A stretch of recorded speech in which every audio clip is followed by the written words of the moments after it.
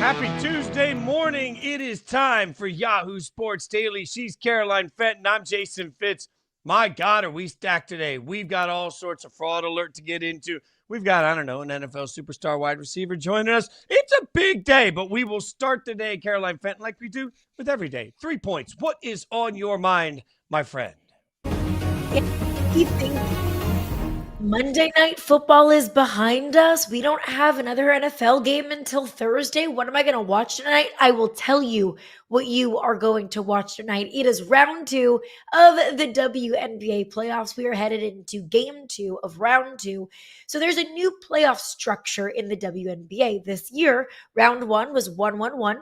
Home game, away game, home game for the higher seeded team. In round 2, it is 2-2-1. It's a 5-game playoff series in round 2. So we're headed, we kick action off with the Phoenix Mercury and the Minnesota Lynx. The Lynx took game 1. They lead that series 1-0. In the last game, the Lynx were shooting well from 3, and they got depth scoring, which is going to be key, not just for this team, but for every team moving forward into the postseason. You can always count on Nafisa Collier to get hers. She was an MVP candidate going into this season, but Kayla McBride and Courtney Williams also got theirs as well. They got 20-plus points in that first game against the Phoenix Mercury, so that's something to keep an eye on, not just Nafisa Collier and the magic that she can work every single night, but depth scoring for the Lynx as well. And then the nightcap, the Fever and the Aces. That is my game of the evening. The Fever shocked the world and surely shocked Las Vegas when they took game 1 in Vegas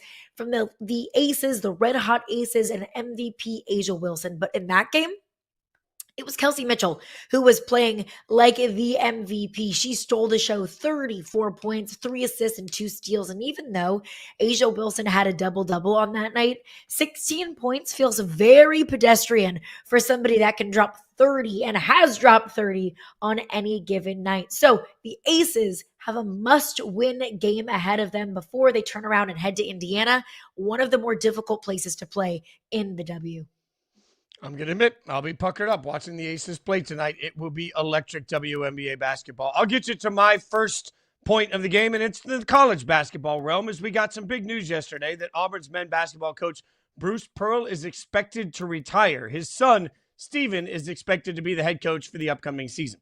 This is the second straight year we've had a coach step down very close to the basketball season. And I'm not much of a conspiracy theorist, but it's hard not to look at all of this and wonder why the timing is so poor, especially given what it means for Auburn basketball. Now, what does it mean? Well, we already know who's going to be the coach, Stephen Pearl. And maybe they had decided this the entire way. Stephen Pearl is the son of Bruce, and he will get his first ever head coaching opportunity. For any of you that don't know Stephen's background, he was a medical sales rep until he became an assistant coach on this staff in 2017. It's the only job he's ever held in college basketball. We have no idea if he's going to be a great coach or not. I don't love the principle of simply coming in right away with the modern culture of Nepo babies. That's what everybody loves to scream is Nepo babies. Anytime a kid of a player or an athlete or a media personality gets an opportunity, it must be nepotism. I don't like that. Frankly, I think if you earn it, you should get the chance no matter what your last name is.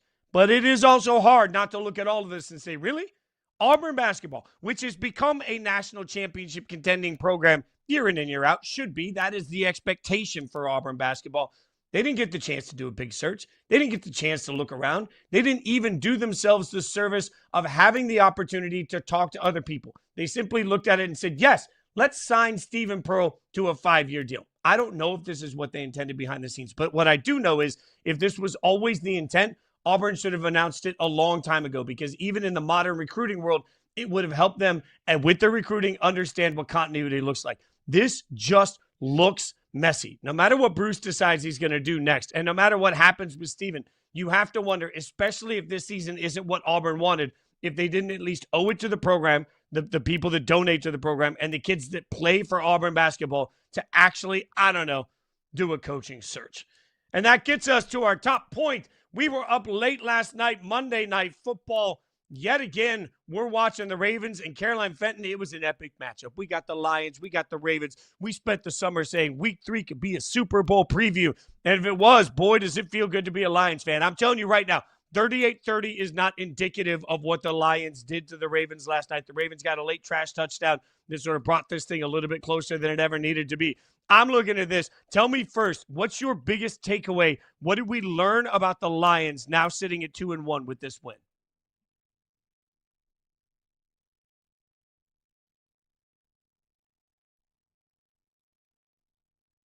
I don't hear Caroline. So I'm going to tell you because I have this secret of knowing what she was going to say. Jared Goff may be an MVP candidate. And there's some truth to that. I want to go, though, instead to what we saw from that Lions offense running the football. This is the thing. Like, we love the passing game, but when you run as effectively as the Lions run, it creates so many opportunities across the board for what they can do in their offense. We have to be real about how the Lions are built. And maybe the most impressive part of what we saw in last night's game was that the Lions dominated the Ravens on both lines of the scrimmage. So, like, when you're talking about just running the football, yeah, you got a two-headed monster. And if you're like me and you had Jahmyr Gibbs playing last night fantasy football, I had Jahmyr as my big FFL pick on Fantasy Football Live on Sunday. That turned out to be pretty good. 27 carries, 99 yards, 2 touchdowns. But really, the meat of this game, when the Lions were able to do whatever they wanted, whenever they wanted, however they wanted. They had an 8-minute drive at the beginning of the second half. They had a 96-yard drive, and each time they just pounded the rock over and over and over. And Caroline, I just kept looking at it and saying, as much as I love, and I know that you loved Jared Goff last night, the ability to just run the football like that was it was awe-inspiring by Detroit. It was so impressive. And I think it calmed all of the worry and the concern in Detroit, and frankly, that I had after that week 1 loss to the Packers. Because there was a concern, rightfully so, about losing Ben Johnson. When you lose the brain trust of your offense, what does your offense look like? They came out week 1 and laid an egg. But what we saw last night, I can confidently say that the Lions are one of the best offensive teams in the National Football League because they can kill you in so many different ways. The two-headed monster on the ground between Jahmyr Gibbs and David Montgomery, and how surgical it felt like Jared Goff was last night. I mean, the stat line kind of tells you all that you need to know. Jared Goff was 20 of 28 for 202 yards and 1 touchdown. That's all he needed to do because of how good they were on the ground. But Jared Goff, it just felt like couldn't miss. I feel like he didn't have an off throw or a bad throw really until like mid to late through the third quarter against the Ravens. I thought that was so impressive. And I do think we do need to be talking about Jared Goff more in the MVP conversation. And maybe his resume is a little bit diluted for how stout the Lions ground game really is. But if the Lions are going to look like that on any given night, the Lions are going to be one of the best teams in the National Football League. Yeah, go ahead. You're right about that. I will say quickly, I am scared to death now of the Lions.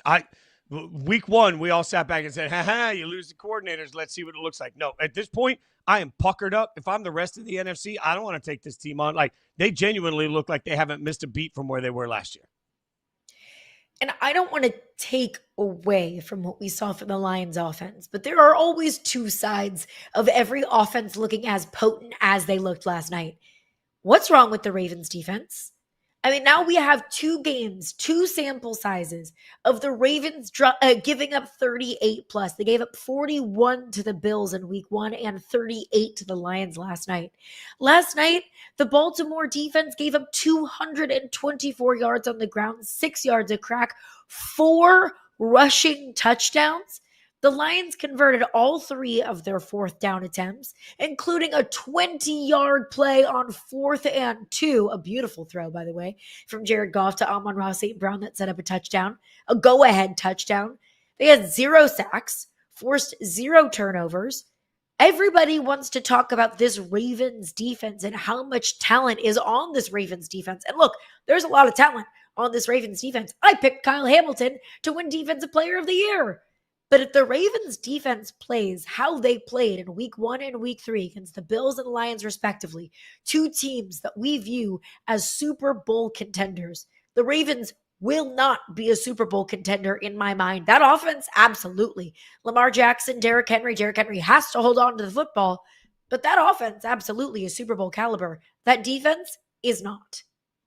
The defense, as you just saw, has given up 97 points. I mean, that's staggering. And I know who it's against, but you mentioned the pressure. One of the biggest differences in this game, Baltimore got none. Like, literally Jared Goff had time to sit. When he dropped back, he had time to step back and be like, all right, what meats and cheeses would I like to slice for my charcuterie report? How can I serve my charcuterie report? Who would like a piece of I will now throw the football. Like, he had all day to sit back there. He had time to work the room and then figure out, as opposed to Lamar Jackson, who, by the way, was sacked 7 times in this game, and it just hit throughout. The Lions' game plan on how to attack Lamar Jackson was a masterclass. I mean, truly. And you want to talk about the difference between these two teams and why one of them truly is a Super Bowl contender right now and one of them is not. It's that defense. Like, the Lions' ability to spy Lamar, the Lions' defensive players' ability not to overcommit, the number of times you would see somebody run up on Lamar and stop right in front of him. They weren't running up at him. They're just stopping, and they're making him make a decision on where he's going so they can react to it. 7 sacks out of this thing. They absolutely badger him. And I kept thinking about what we saw at the Super Bowl. How do you beat a great quarterback? We are in the era of some of the best quarterbacking we will ever see in football history. I believe there are more Hall of Famers right now playing in the AFC than we've ever seen at once at the quarterback position in their prime. Like, this is unprecedented. How do you beat that? You beat the hell out of them. And that's exactly what Philly did in the Super Bowl. That's exactly what the Lions did in this game. If this Lions defense stays healthy, which was their biggest issue last year, look at that. 30 pressures. 30 pressures. I mean, you are talking about a defense that absolutely went out and demoralized one of the best quarterbacks that we'll ever see play the game because he couldn't do anything out there without just getting knocked you-know-what out. Like, that is a statement by the Lions. And that's also Lamar Jackson, who can be incredibly difficult to take down. We all watch Lamar Jackson. We know he's not a statue in the pocket. If he can evade pressure, he will evade pressure. He is one of the best quarterbacks at doing that in the National Football League. So adding a healthy Aiden Hutchinson into this defense, I think, was maybe underrated a little bit. I don't know how it could have gone under the radar or underrated, but I think that's just how impactful that man is right there. I think the one thing that would maybe concern me moving forward, Fitz, about this Lions team, the aggressiveness giveth and the aggressiveness taketh away. And I'm talking about not the aggressiveness on the lines of scrimmage, because my goodness, that's there. Offensively, on the offensive line and the defensive front, that is nasty up front. I'm talking about the aggressiveness of their head coach. The Lions went for it on 4th and 2 at their own 49-yard line. And look, it worked. It worked. And it paid off. And it was so fun to watch. It is so fun to watch the aggressiveness of Dan Campbell. But the going for it on 4th downs, the going for it in your own territory, the going for it on 4th and long, giveth and it taketh away. It worked last night, but moving forward, how much can we trust that? I mean, if you're going to be that aggressive on the line of scrimmage, go for it on every 4th and short. I mean, seriously, like, that's how aggressive they were and how dominant and physical they were at the lines of scrimmage. But that is something that always makes me a little bit weary about this Lions team and have to have it moments. Well, and that's, I mean, I think here's the hard part about that is I love the identity of the Lions. And I love the idea. Like, we all knew they were going to go for it. We didn't know that they were going to throw the ball down the field like they did, but it worked. And you're right. And it was brilliant. Yeah. And it was a dagger, right? It was the moment that cemented the game. And I love everything about that. This also wasn't the NFC Championship game. When you're in those situations, if this is your identity, will you remain that aggressive when it's a one down could change the entire scope of how you view your entire season? That'll be interesting to see, because you're right. They lined up to go for it, and I said, of course, it's Dan Campbell. That's what they do. They're brazen. That's part of it. And that's part of the swagger you can take with you into the playoffs. But, man, I do wonder at some point how many times you can get to the playoffs and not quite get that Super Bowl before you start to pucker up a little bit in those situations. I don't know the answer. I also don't know the answer of what's wrong with Derrick Henry. And I think it's really fair right now to point out that he has 3 fumbles in 3 games. And in these first 3 games, he has 2 fourth-quarter fumbles. To put that in context, he has more fourth-quarter fumbles this year than he had his entire career coming into this year. Something is wrong in that situation. And I'll be honest, I didn't think that while it was a perfectly placed punch, I didn't think that anything was done on that fourth quarter fumble that Derrick Henry doesn't usually account for. He's usually good in those situations. So when you start talking about where he is, where Derrick Henry is in this situation, how do you get through this? Because without the best of Derrick Henry, we have now seen twice that the Ravens were competing against the best of the best. And that's what they're judged for. Like, if the question is, are the Ravens going to win a bunch of football games? To be clear, yes, they are. I believe the Ravens are a playoff team.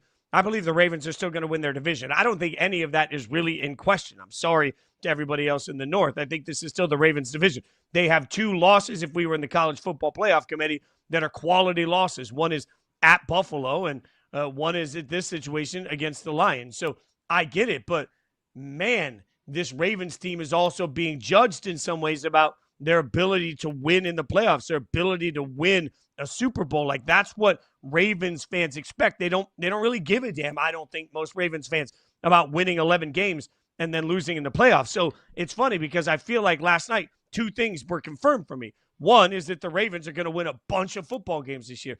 And 2, I don't think I can trust the Ravens to beat an elite team in the playoffs, because so far they've had 2 shots at trying to do something elite this year, and they've blown it each time.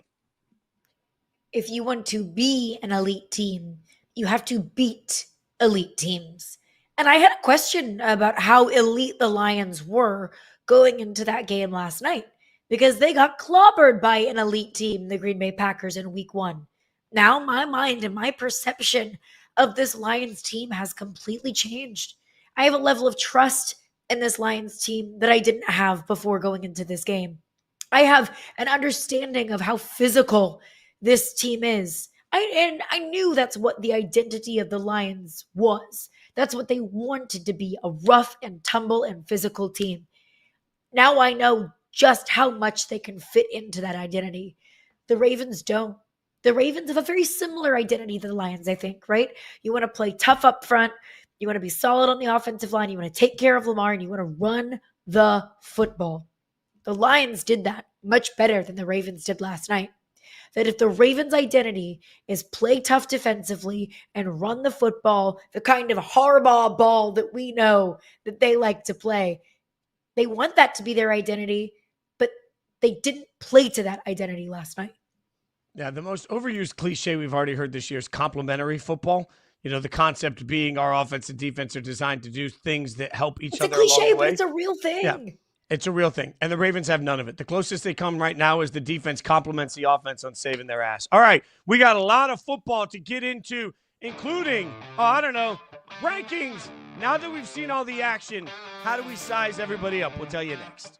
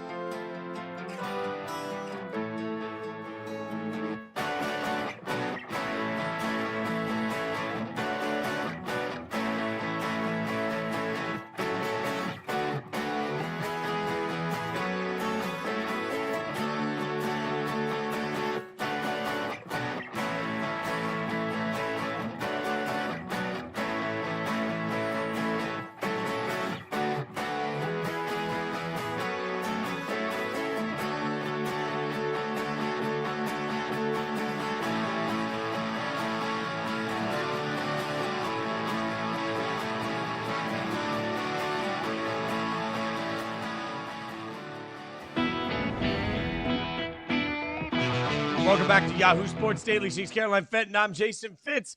It's Tuesday. That means it's time to rank things. What could ever go wrong? I feel like this is going to be universally accepted and praised by everybody as the simplest, cleanest, and best rankings. In fact, I'm sure we agree on it. No, we don't. We're going to power rank the top 5 teams in the NFL. Caroline Fenton, I will let you go first, my friend. Let's see who you've got sitting at the top of all the land, at the top of the heap.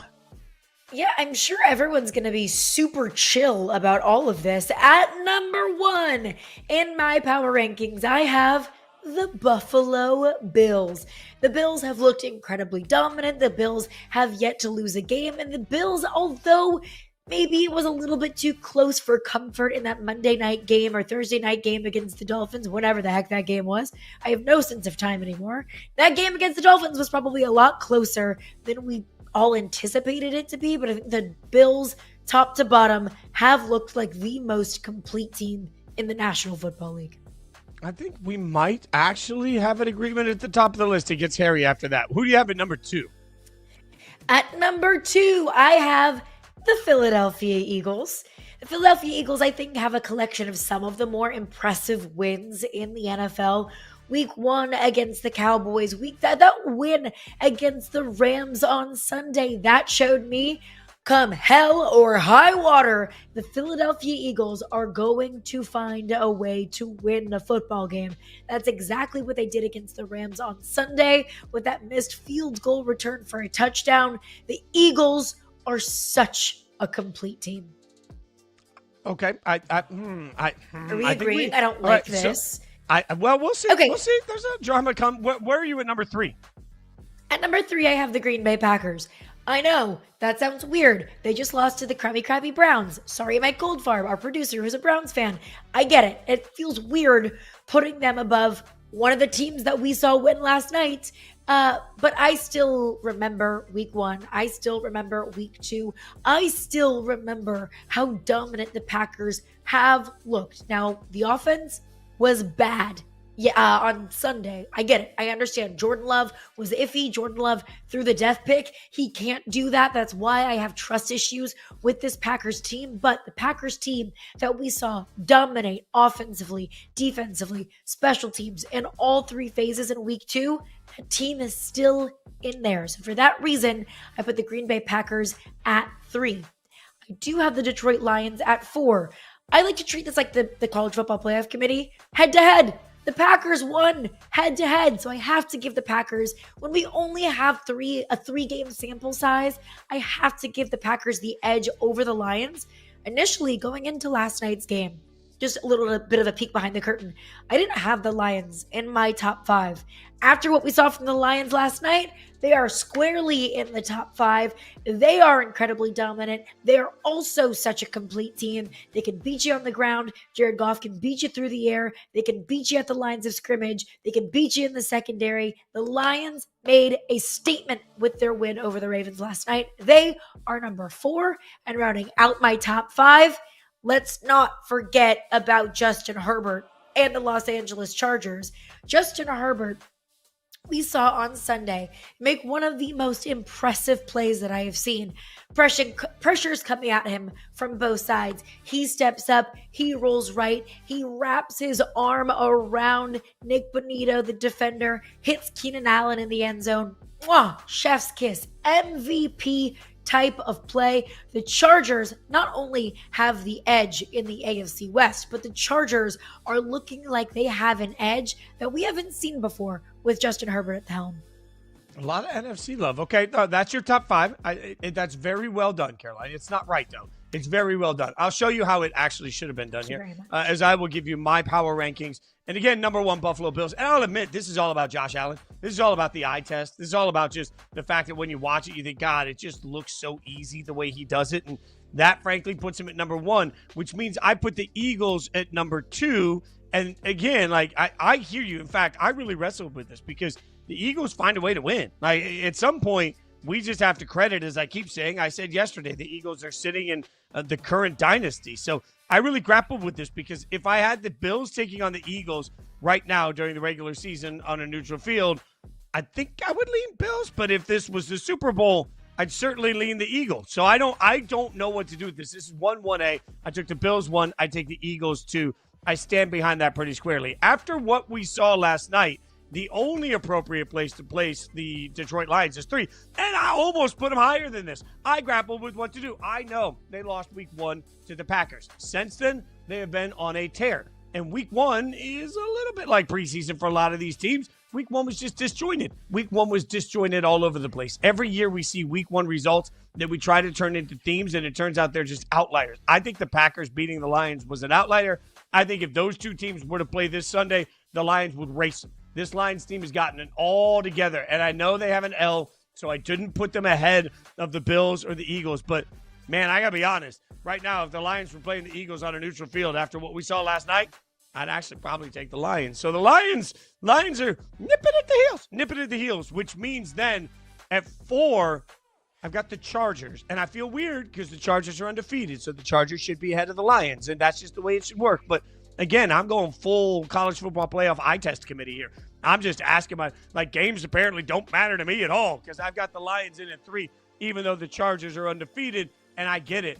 You're right. The Chargers are the second best team in the AFC. By the way, it's not even close. We need to start talking about the Chargers and their Super Bowl opportunities because I think they're very real, and I think they're there. The Chargers right now are playing better, again, complementary football than the Ravens. If this were a video game, the Ravens would be right up in all of this, but it isn't. You do actually have to play some defense, and the Ravens haven't proven that they can play any of it, which means at 5, where am I going to go? Bum, bum, bum. At 5. Ooh.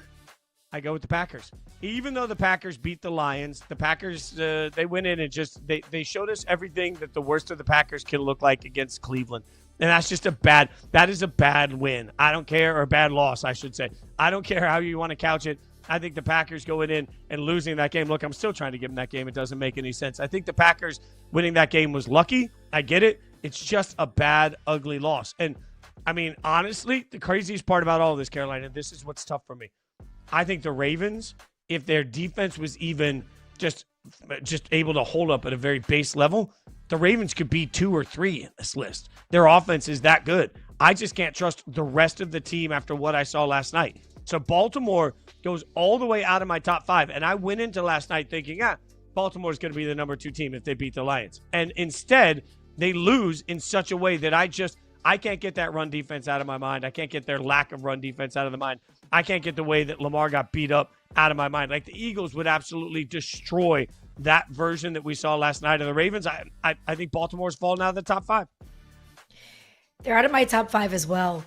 And let me apologize to our producer, Hutton Jackson, who is a Ravens fan. I had to wake him up this morning and start his morning with a text that said, hey, I adjusted my power rankings and your team's no longer in it. Sorry. So apologies that I had to start your day like that. But you say if their defense was just a little bit better, they could be 2 or 3.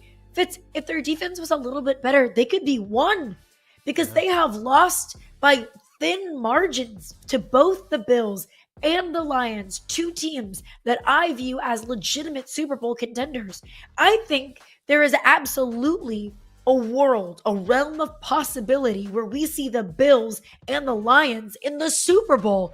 Sign me up for that, by the way. I'm here for that. And the Ravens went toe-to-toe with both of those teams.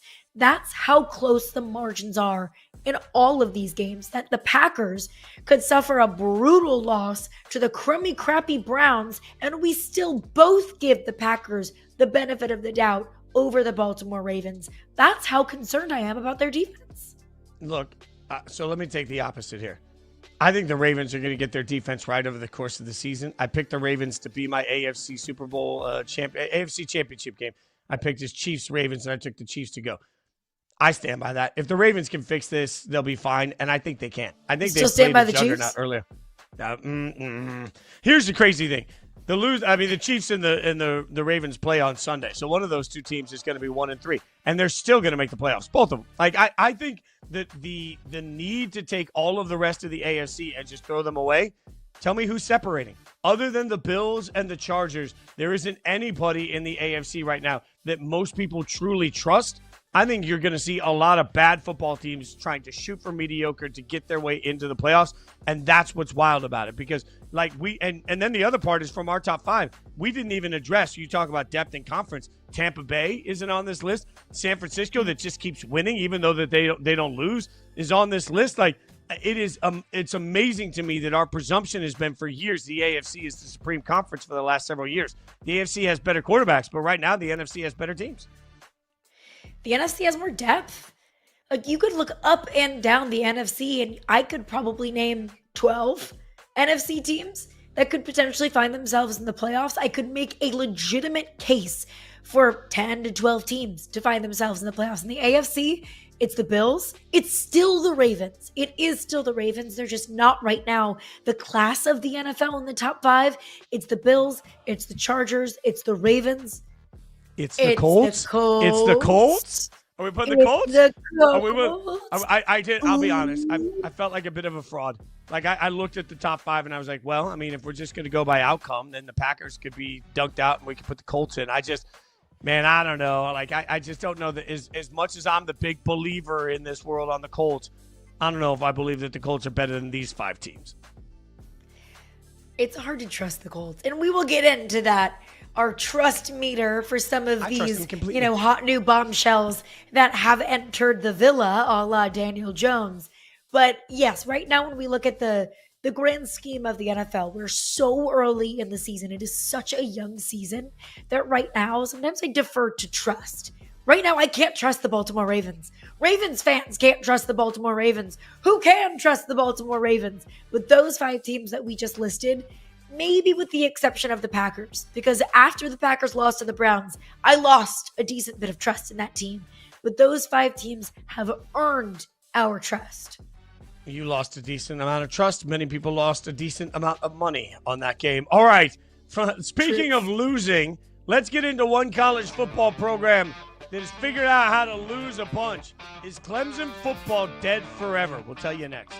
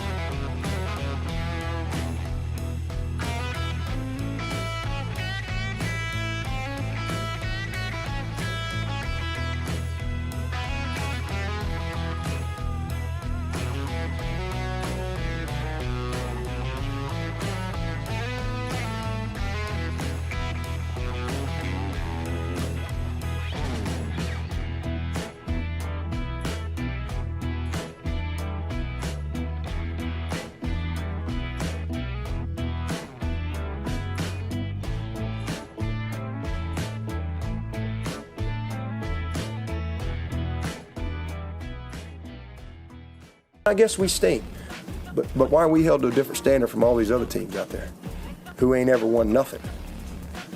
We're not perfect, and we may suck this year. We may lay a freaking egg and go 6-6. Why are we held to a different standard is what Dabo Sweeney asks after Clemson loses.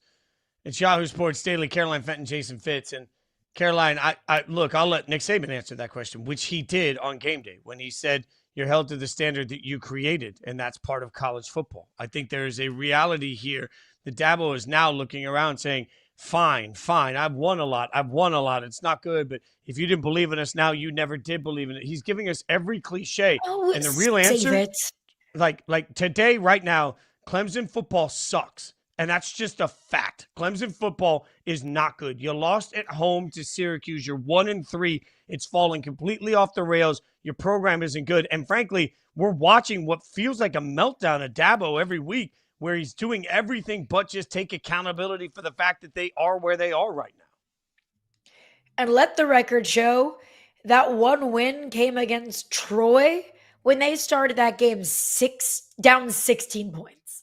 They had to scratch and claw their way to beating Troy. I have a big time frustration with Dabo and so many other head coaches that we have seen lash out at questions or remarks that are, like come from genuine concern. Same thing with Brian Kelly. I'm an LSU fan that is, nothing that I've hidden in the past. When Brian Kelly got upset when asked about the offense after they put up 20 points after being gift-wrapped 5 interceptions from DJ Lagway, I thought, isn't that why you came to LSU? To be held to that standard? That just barely scraping by against conference rivals isn't good enough at LSU. And that is something that you knew. You knew when you took this job. Same thing with Dabo. You know the standard of excellence that you've actually created. He has created that at Clemson. And now he wants to be upset about that standard. That standard is the exact same thing that he sells to recruits to come to Clemson. That standard is the exact reason why his pockets are lined very, very comfortably with the millions of dollars that he's making every single year, because he has set a standard of excellence, set a standard of championships. So don't come crying to me when you get held accountable to that standard. I also think it paints a bad image to your locker room, that when people want more from you, expect more from you, when your fans are frustrated with you for going 1-3 and losing games to opponents that you have no business losing to, that starts to paint the picture in the locker room that we should be mad at everybody else holding us to this standard. We should not be holding ourselves accountable. It's a bad look, Fitz. The hard part here is that Clemson football, as we know it, is dead forever. And it doesn't bring me joy to say that. I think when Clemson is good, it's good for the sport. I think when teams outside of the SEC and Big Ten are great, it's good for the sport. I think it's important that we get as much national opportunity across the board for the entire nation to be super in to every single football race. So I think football is actually better when Clemson and Dabo are great. I've enjoyed it. I've had the blessing in my life to stand on the sidelines many times watching Clemson play for national championships, and it's an honor, right? Like, I think Clemson football, when they're great, is one of the best parts of college football. They just aren't great anymore. And the problem is it's not fixable. See, like, I grew up a UNLV basketball fan, and I'm old enough to remember when Larry Johnson and Stacey Ogden ran up and down the court. And if you'd have told anybody back then that UNLV basketball would become irrelevant, I would think you'd lost your mind. If you told anybody in the 90s that Nebraska football would become irrelevant, I would tell you that you'd lost your mind. If you told people at One Chapter that Frank Beamer and that Virginia Tech would become irrelevant in college football, I'd say you'd lost your mind. The problem for Clemson across the board is that they no longer can compete in the modern landscape. And Dabo hasn't adjusted, as we've talked about ad nauseum. So now what happens? Well, now you don't have the top talent in the country wanting to flock to play for Clemson. You don't have the NIL money that some of the SEC schools and Big Ten schools have that are putting into it. And frankly, you got to worry about what the future of your conference looks like. Every time we talk about what the future of college football looks like, we presume Clemson will be a part of whatever mega conferences look like. But if that takes 5 years to happen, and over the course of the next 5 years, all Clemson does is get their ass kicked every single week, are they still really appealing to whatever the value is across the board? Clemson has to fight right now to try and be relevant enough to remain in the college football conversation, because if they don't, they'll become an also-ran. And when they become an also-ran, it's almost impossible to pull yourself out of that. That's what we miss.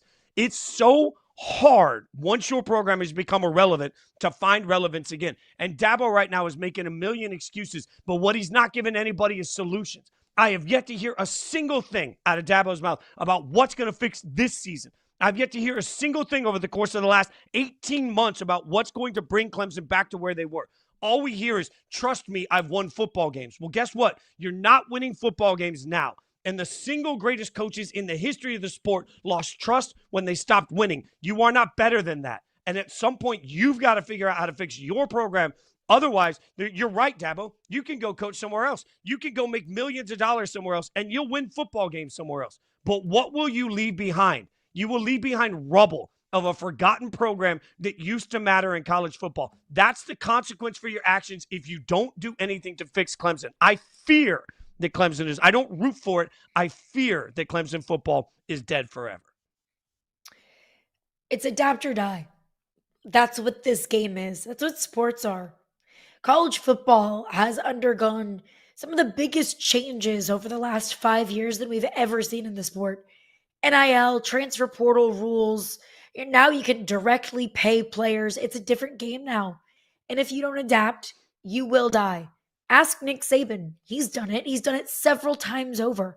Ask any coach that has been in this sport for 20 plus years. So many changes, whether it's the way that you recruit, whether it's the way that you build your program, whether it's the X's and O's and the style of football that you have to play in order to be competitive. You have to adapt to it, or you will fall into irrelevancy.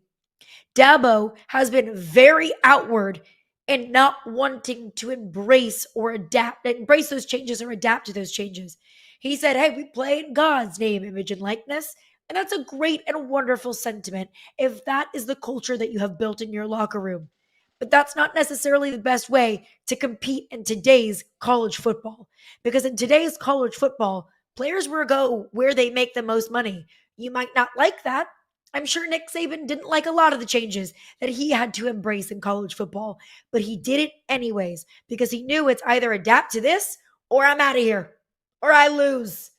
Dabo Swinney has not gone into the transfer portal. This past year, Clemson did more in the transfer portal than they have done since the transfer portal rules changed in 2021. And even still, Clemson had the 83rd ranked transfer portal class in college football, behind Temple, behind Coastal Carolina, behind Western Kentucky, behind Georgia State, behind New Mexico, behind James Madison. You get the gist, right? That Clemson didn't do enough in the transfer portal. And the transfer portal giveth and the transfer portal taketh away. Clemson lost 9 players to the transfer portal this past year. They added in 4. When you do not supplement what you lost, you are going to fall behind. When other teams do to their teams what you don't do for your team, you fall behind. It doesn't take a rocket scientist to figure out why Clemson is in the position that they're in now. But Fitz, I still am so befuddled. I understand why the program is falling behind. Cade Klubnik is still a veteran quarterback. I still think that Clemson has 2 to 3 first-rounders on their front 7, if not more. I think Peter Woods, their defensive tackle, will be a first-round pick in this upcoming NFL draft. So they have NFL talent. They have experienced talent. I understand why Clemson's program might fall behind over the next couple of years because they just can't keep up. But this team, why is this team so bad? One of the smartest college football minds that I have ever been around told me when I was standing on the sidelines of a game a few years ago, wait and see. Trevor Lawrence is saving this coaching staff. I'm sorry. I don't want to oversimplify. You know why Clemson was great for a long time? They had great quarterbacks. And when they don't have elite, better than everybody else quarterbacks, they're just a program. They're just a program. All right, we'll continue this week to break it down. They got a big matchup against North Carolina. We will break that down for you throughout the course of the week. All love for what that matchup could look like. And also, it's a noon kickoff. But coming up, we got a lot more to get into, including, not the least of which, college football teams that deserve more respect. We will give a little respect out to some of these teams next on Yahoo Sports Daily.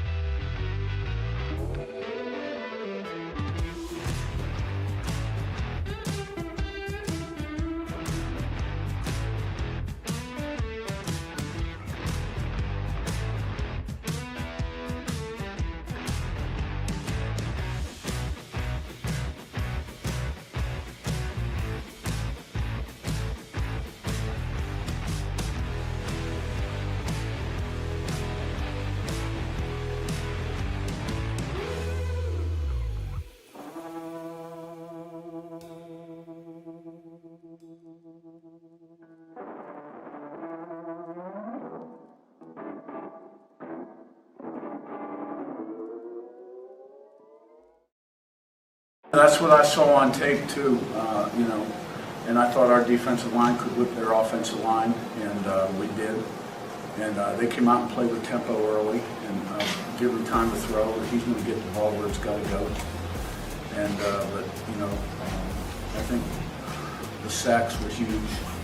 Block punt got us going, and then they couldn't stop us. They couldn't match up on the perimeter, and then we broke. That's what I saw on tape too.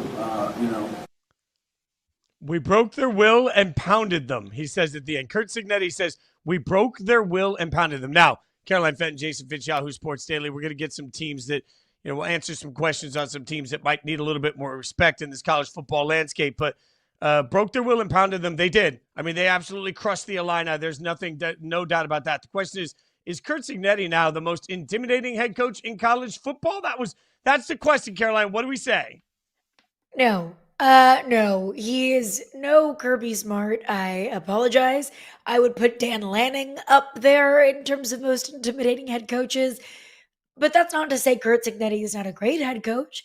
That's not to say that Curt Cignetti is the perfect personality for a place like Indiana to get that locker room to buy in to what they are, who they are, and what they can become. I mean, Indiana's a playoff program now. Like, Indiana is a playoff football team. I don't know how many head coaches out there can have that kind of swagger and belief in Indiana football like Curt Cignetti can have. So, no, I'm not scared of Curt Cignetti. I'm not intimidated by Curt Cignetti. But he did say, Google me, all I do is win. And you know what? He's not wrong. He does win. And he just won in dominant fashion over Illinois. And that's the thing, I think you make a really good point about some of the different coaches you mentioned. And I think it takes the right coach with the right personality at the right time with the right program. And Cignetti is all of those things. He's the right personality, you have to have a little bit of swagger when you come into it. But I also think that it's still, if we're being honest, if you put true serum in the veins of most college football fans and people, talking on social media, I think they're still sort of laughing. Everybody's waiting for that big knockout punch moment by Indiana. And yes, beating the Illini is a top 10 program, and that's where Indiana fans will come at me with that. I get it. I think you still need that landmark win. If Indiana comes in this year and beats Oregon or beats Penn State, it will change the tone of the conversation. If Indiana loses those two games, I still believe they have a real shot at the college football playoff. If they make the college football playoff from there, I don't know. Am I suddenly believing in Indiana in that playoff matchup? I think the concept will be much like it was last year. Indiana can beat up on a bad team. Can they beat a good one? And I just don't know. And Cignetti can say all the things he wants about the schedule.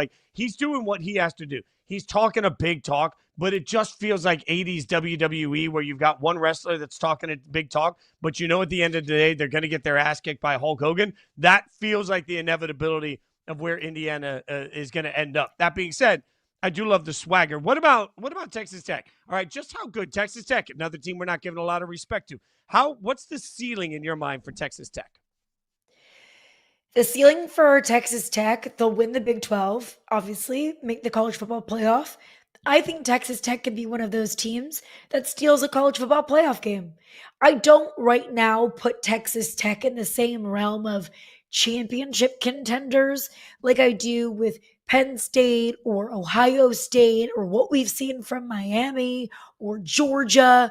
But I think Texas Tech absolutely is a playoff team because I think that Texas Tech is the best team in the Big 12. And I viewed the Big 12 going into the season as the deepest conference in college football. Not because it was the best or most competitive, in the grand scheme of the college football playoff, but because I felt like there were so many different teams that could win the Big 12, whether it was Kansas, whether it was Utah, whether it was TCU, whether it was Texas Tech, whether it was Colorado, whatever team. I feel like there were so many different teams that could win that conference. But Texas Tech, the way that they had their way with Utah, like they did on Saturday, that was all I needed to see. Because Utah is such a physical team. And Kyle Whittingham, the head coach at Utah, he's been there forever. He told the broadcast crew, and I was watching that game, the broadcast crew was kind of breaking this down, that Kyle Whittingham said that this was the best offensive line that he has ever had at Utah. He's been there for 150 years. So that's saying something. Texas Tech bullied up on that Utah offensive line all game long. And I think Texas Tech is a testament to what you can do in the transfer portal. Some of these middle tier teams, not the sexy teams, but teams that can go out and spend a whole bunch of money and rebuild their team in the transfer portal. That's exactly what they did in the defensive front. That's exactly how they won that game. Texas Tech can beat you so many different ways offensively.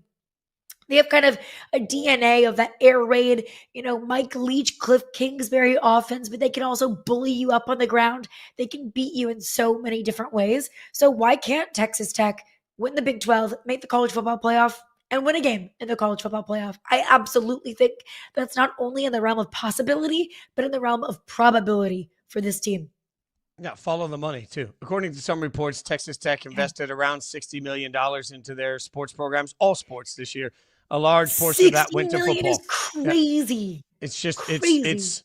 It's what they do. Like at this point, if you are at a place where you can find great funding, you can field a great football team. And this is for anybody that sits here and says college football's dying. We're now talking about Indiana making it to the college football playoff for the second year. And we're talking about Texas Tech being able to win a college football playoff game. There are programs succeeding in this new market where it's, hey, you get what you can spend. And that, at the end of the day, Texas Tech, kudos to it. By the way, I'm not saying that as a single negative. I think the ceiling for Texas Tech is a playoff win. I think they're very capable of it. They definitely have the horses to do it. They have the recruiting kids in there to do it. And this is not the end of something for Texas Tech. This is the beginning of what they're building. When they see return on investment like the playoffs, it's only going to make it easier for them to keep building. What about another Tech that I know that you love? We are stands for this team. What about Georgia Tech? Where are we on Georgia Tech being able to be? What's the ceiling for them?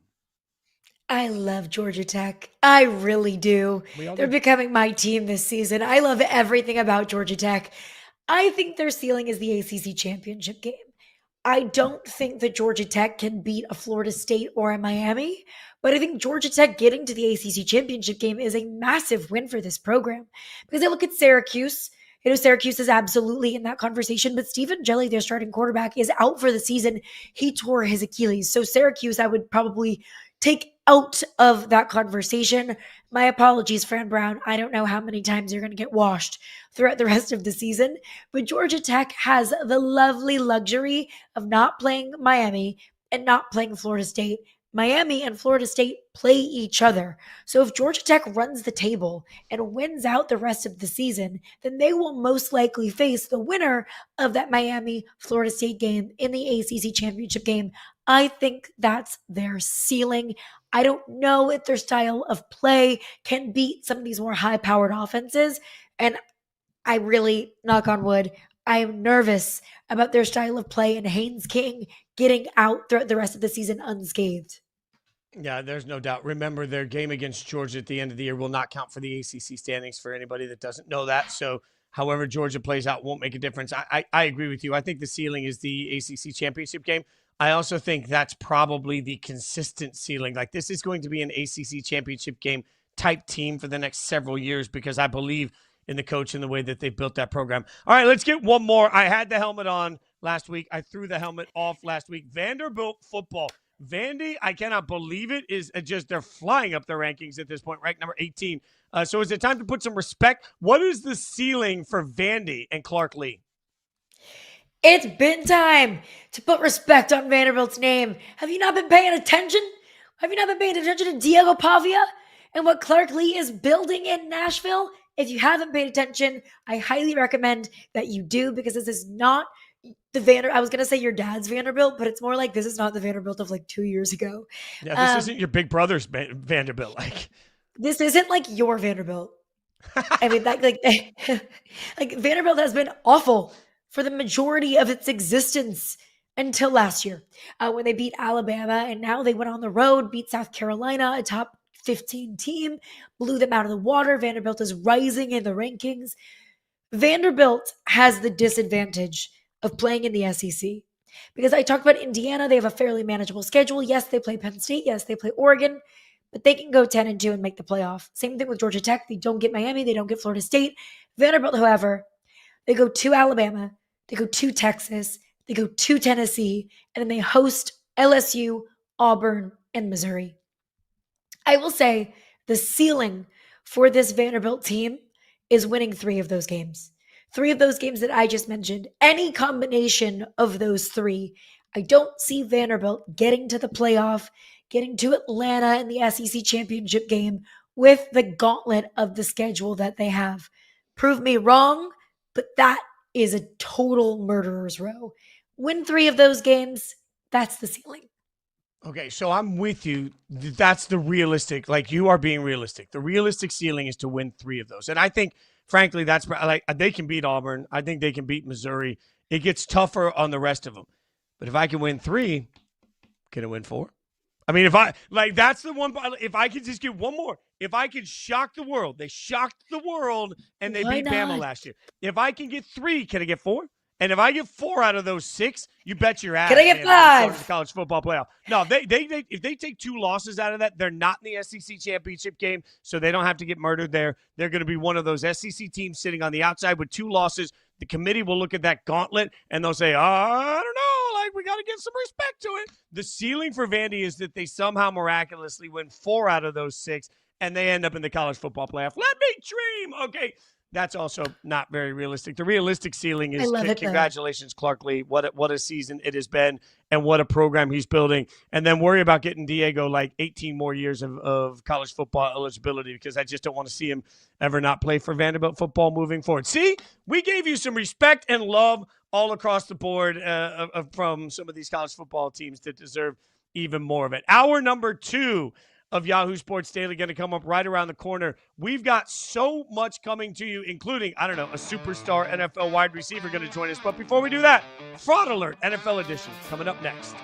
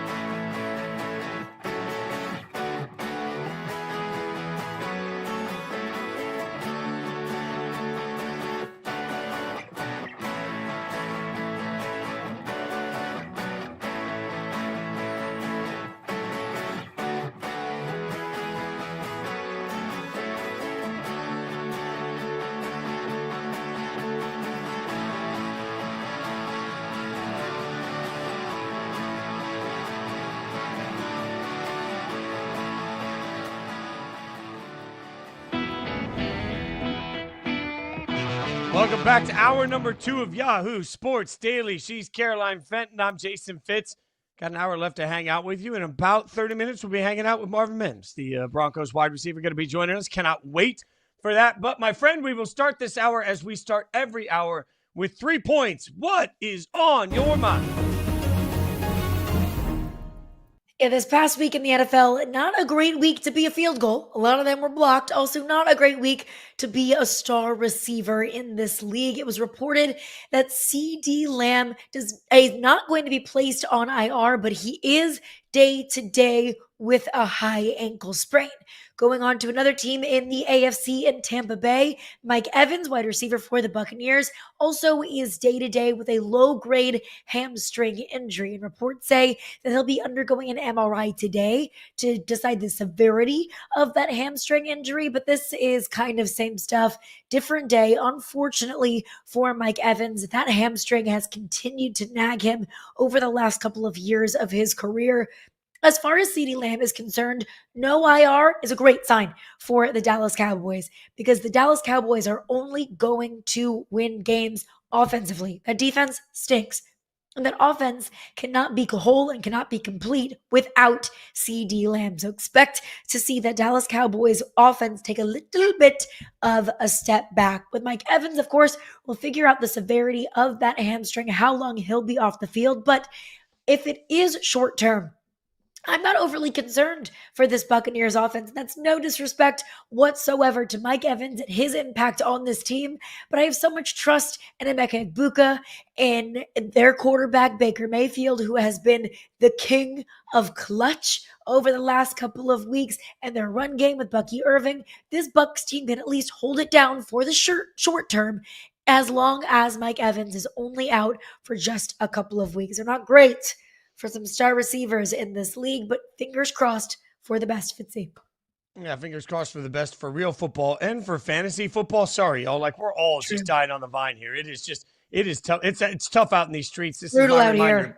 here. Play in smaller leagues. Like, if you're playing in a 12-person league and you're absolutely up a creek, you did this to yourself. 8 people, set the max, only play with stars. That's my new method. Okay, I'll get you my first point off the board for me. And look, if you see somebody today walking down the street with the Rockets jersey on, just give them a hug. All right, if you got a Rockets fan in your life, just give them a hug. We got the news yesterday from Shams that Houston Rockets star Fred VanVleet suffered a torn ACL, a devastating, potentially season-ending loss for the Rockets with their starting point guard and leader. The Rockets are all in, and they should be all in. They were in the number 2 seed in the West, and a relatively young basketball team that was sort of taking everybody by storm. Everybody loved it. And what they do, they went out and had the big splash offseason. We wanted them to have. KD goes to this team. It's going to be the moment that puts them over the top. They also added Dorian Finney-Smith, brought back Clint Capella. There's some moves here that really gave Rockets fans this sense that we are built for right now to win a championship. Until yesterday, we haven't even played a single second of meaningful basketball, and it's already taken this hit. And the problem is, the Rockets don't have an easy solution. Trading would be difficult. They have limited options they can trade and limited that they would get back in return, in part because, frankly, the whole league knows they're desperate. I talked to a couple of people around the league and tried to get a sense of what the real option is, and the answer I kept getting back was Russell Westbrook? Russ? Really? For this Rockets team? In a championship moment? This is the hardest thing, especially when you talk about marathon sports. I think sometimes we talk about injuries, as you just heard Caroline talk about in the NFL. That's such a short area where you just get this opportunity to watch your teams over a small blast. When you talk about the NBA, the NHL, Major League Baseball, when you talk about defining injuries before the season has even started for marathon sports, what does it tell you? It tells you that you are in for months of misery. Hopefully the Rockets can figure it out. Hopefully they can get their contributions to put themselves in a situation where VanVleet can come back in an opportunity and give them the chance to do something in the playoffs. But today feels a lot less like a special season is on the horizon for Houston than yesterday did. And that brings us to our top point. NFL teams on fraud alert. Like, and I'm not frog, like the jumping fraud alert. Like you get the text from Chase that's like, did you make this? I never feel guiltier about a stupid thing that I'm purchasing. They want to get the text that's like, did you make a purchase at Best Buy? And you're like, yeah, thanks for the lecture. I get it. So this is what we're going to do. That was me. It's what we do. It's how the world works. So we're going to send some fraud alert text out. We're going to figure out if some of these teams are on fraud alert. We'll start with 3-0, the Tampa Bay Buccaneers. Baker is everybody's darling. I wish he was my quarterback. You wish he was your quarterback. Everybody wishes Baker was their quarterback. But are the 3-0 Bucs fraudulent? No. And I rebuke that. The Bucs are my team of destiny. I fall more and more in love with this scrappy, plucky Buccaneers team every single week. You said it. Everybody loves Baker. I think everybody has kind of fallen in love with the Baker of today. And the development, the character development, the player development that we have seen from Baker, from his time at Oklahoma to his time in Cleveland, which is a little rough, and then to now, he's grown a lot, he's learned a lot, and he is a way better just person and player, I think, Fitzy. He's so much more of a trustworthy quarterback today than he was in his, former life in the NFL. The defense is top 15 in the NFL. The offense is top 15 in the NFL. And they also play in the NFC South. So it's basically 6 easy gift wrap wins right there between the Falcons, Panthers, and the Saints. So they're going to win the NFC South, obviously. They'll make the playoffs by winning their division.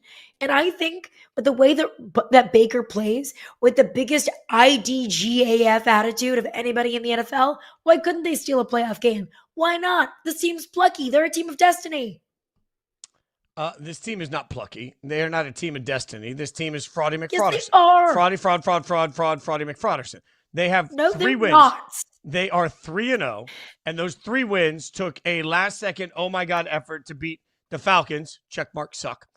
The Texans, checkmark, suck.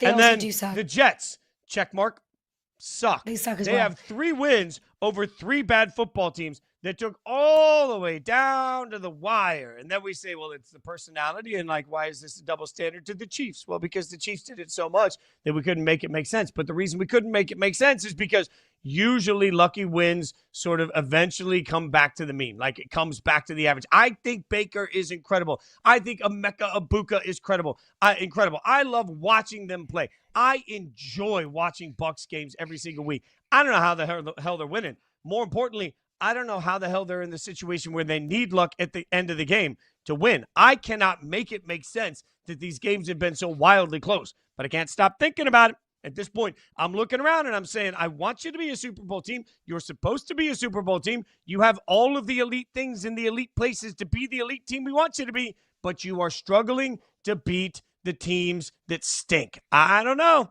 Makes me a little bit nervous. You're right. The NFC South absolutely is just a whole garbage can. It's terrible.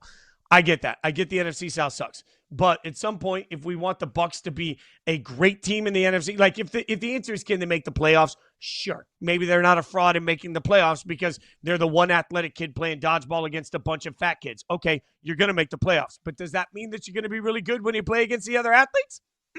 Nope. Fraudy McFrauderson. Fraud alert. Didn't the Eagles get lucky beating the Rams? Sure. Yeah. Didn't the Eagles get a little lucky that CeeDee Lamb dropped 4 balls in that week 1 matchup? There's a little bit of luck involved there. Sometimes winning football games takes luck, and sometimes winning gross games close, not sometimes, all the time, they count the same. They're 3-0, just like the Bills. I'm not saying they're the Bills.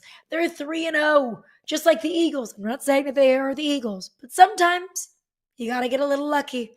Sometimes you have to learn how to win games oogle. And they have won games oogle. It is okay to need a little luck to beat the Rams. You shouldn't need a little luck to beat the Jets and the Falcons. Or the Texans. I'm going to stop couching the Texans like they don't suck. They're 0-3. I don't want the Texans to be bad, but I'm just putting them all through. If we were coming here and we're all right, we were having a draft on teams this week. We're doing a snake draft and we're deciding which teams we have the most faith in, and you got to bet your house on it. And you suddenly got the portion of the snake draft where you were stuck with the Texans, the Falcons, or the Jets. How you feeling at that point? You feel like you're losing your house. You're packing things up. They needed luck to beat those teams. So I'm just saying. All right, let's go to another team. We'll figure out if they're frauds. Are the undefeated Indianapolis Colts frauds? I'm going to say this quietly, but maybe they are. Fitz, I need you to help me with something, to be my counselor and my therapist. The Colts have punted once in 3 games. Daniel Jones looks like a freaking league MVP. The Colts are undefeated. And everybody wanted to pick against the Colts against the crummy crappy Titans this past week. And they clobbered the Titans in Nashville. Why can't I believe in this team?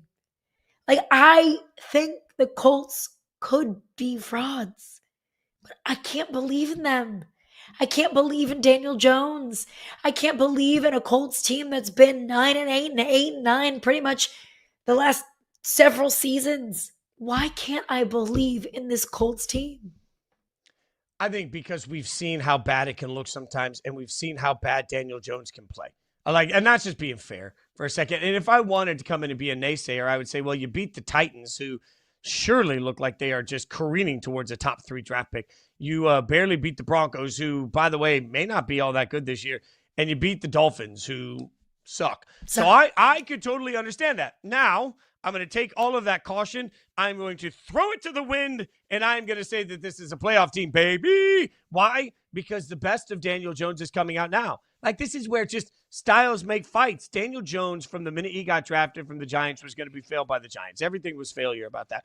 I really believe in Shane Steichen with this quarterback. Also, Matt Harmon pointed out on Fantasy Football Live this week, look at some of the weapons he's throwing to now. There is no doubt that they have good receivers, and Warren's a good draft pick at a tight end, and they have maybe the most under-talked about running back in the NFL this year. So they've got players all over the offensive side of the ball. That's why I think the Colts are legit.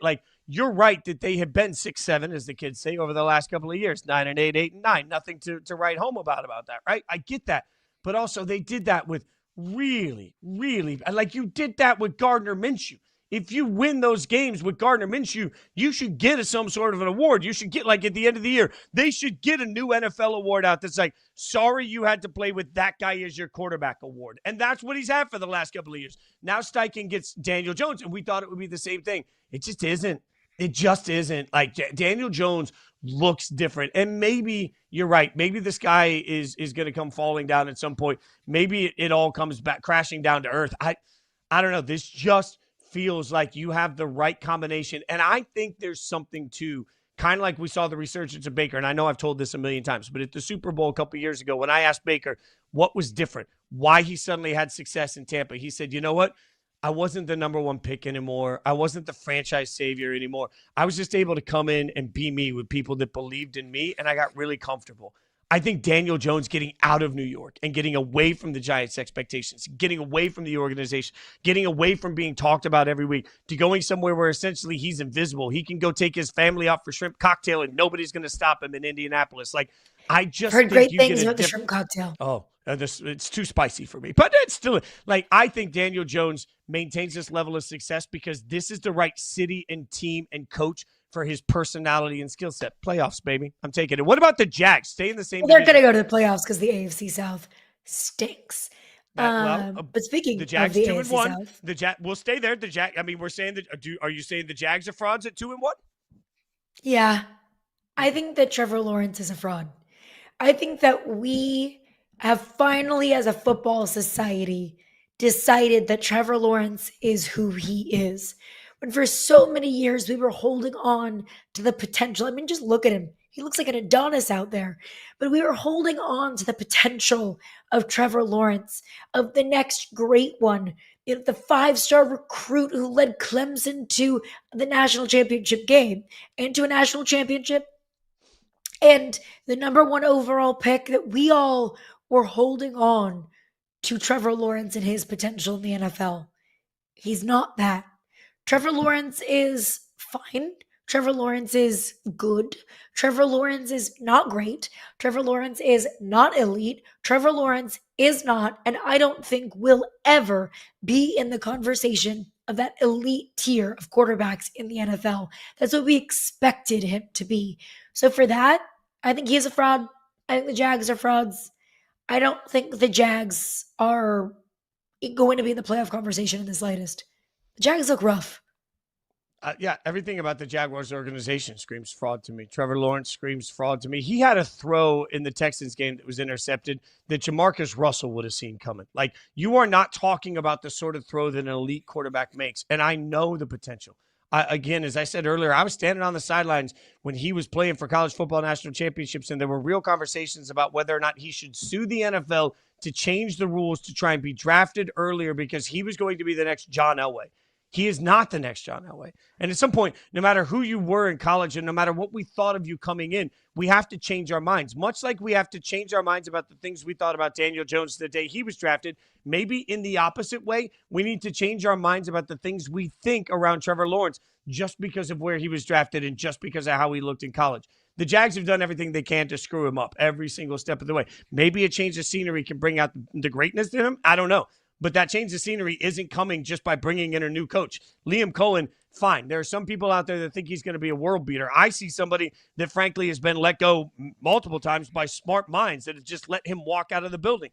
Liam Cohen and the Jags are going to be fine, maybe. Trevor Lawrence is going to be fine, maybe. But I wouldn't bet anything on this organization or this quarterback moving forward. In fact, look at their schedule coming up over the course of the next few weeks. They take on an undefeated 49ers team. Then they get the Chiefs. Then they get the Seahawks. Then they get the Rams. Like, they have 3 straight games that are going to be difficult for them to win. And in that process, we're going to be reminded that the Jags are actually who we always think the Jags are.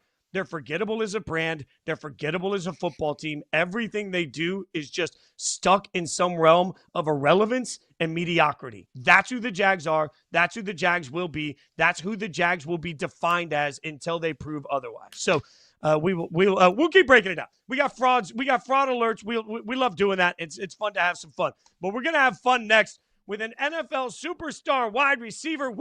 We're gonna get the straight details we need from Denver. Broncos wide receiver Marvin Mims going to join us next. We'll talk to him on the other side. Yahoo Sports Daily.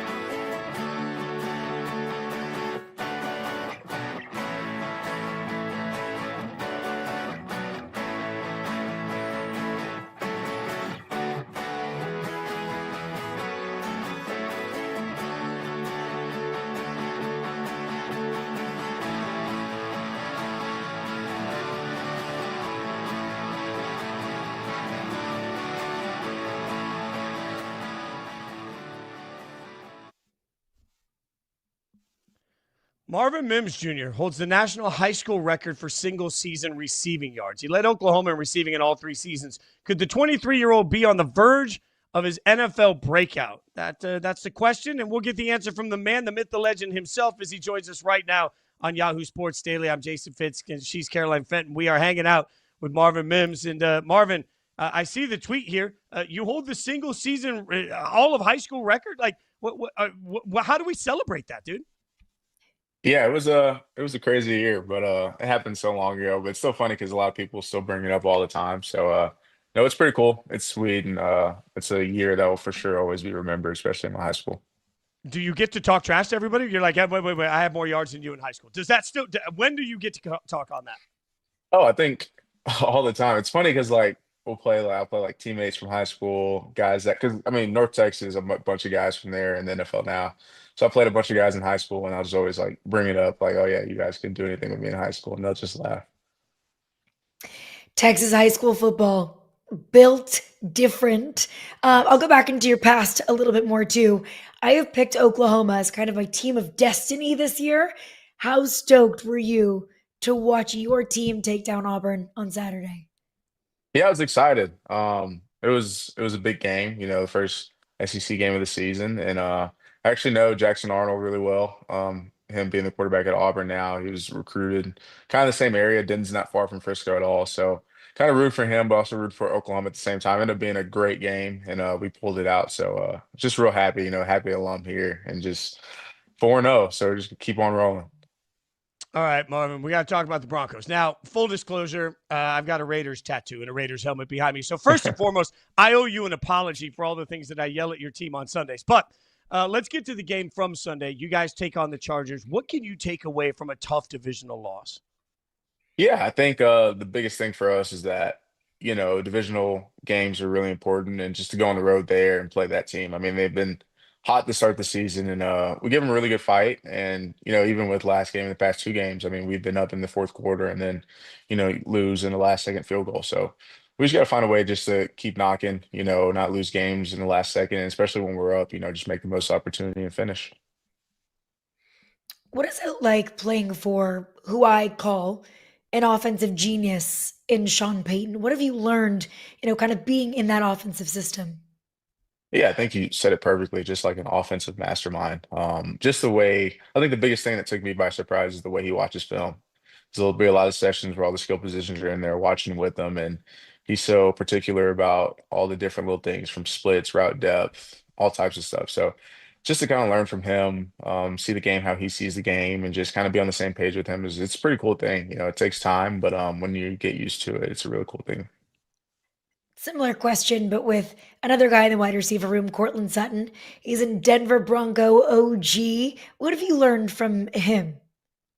Yeah, I think with Court, it's just all around. He's just a great guy. Whether it's on the field, off the field, in the meeting room. I mean, he's always vocal in meetings, vocal on the field. And then, in the offseason stuff, he's always inviting guys like, hey, come over, let's do this, let's go to the Rockies game. And, he literally takes care of like everything, especially for the young guys. I mean, we have a real young receiver room. So he takes care of us a lot. He looks out for us a lot. And we know that, if we need anything, Cortland, if he doesn't know the answer, he knows someone who does. So he's a great vet to have. Looks out for literally everybody in the locker room. He's just an exceptional leader. I mean, you also get to practice against Patrick Surtain every day, right? Like, and we talk about how that makes you better. I know you'll give me that stock answer, but let's be real. What do you actually learn from somebody on the other side of the ball that helps you on Sundays? Yeah, I think for him, it's the way he approaches the game. And, it's kind of weird, being in camp and stuff and OTAs and we're kind of running the same plays and stuff like that. But Pat brings such a different look to the game. He'll throw different looks at you. You kind of see a little bit of everything with him. But when he's really in his zone, I mean, he's a tough matchup to go against. 6'3", really long, really fast, crazy fast. I don't think he gets enough love for how fast he is. But I mean, he's a game changer. I mean, if he's on one side of the field, that whole side is completely shut off. And he's been real great for us, even in the locker room. And he's been a captain for us the past 2 years. And he's just an amazing player. You guys trash talk in practice? I think it's more of the D line. D line goes at it, Mm. and most of the guys in the D line will talk to me. I sit next to Malcolm Roach. He trash talks a lot, but in the locker room. But Wait. as Aren't far as wide the receivers DBs supposed to be go, the best trash talkers? Like, you guys are supposed to be the ones that always talk? I think most of the time it's the DBs at trash talk. But it's like when we're out there, it's kind of a love-hate thing, especially in training camp. I mean, the way our training camps go, and we're going against each other every day, it's more of a love-hate thing. But there will be some trash talk on days where we're just like, not having it or just pissed off at each other. It's hot. You're over it. I get it. You have an extra day this week. You're playing on Monday Night Football. You now have 6 days from now to rest, to recover. What does that do for you from a recovery standpoint, from a mental standpoint, from a preparation standpoint? How is having this long week and then you'll have a short week next week?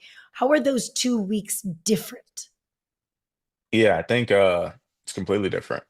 NFL seasons are real long. They can get brutal at a point, but long weeks for sure help.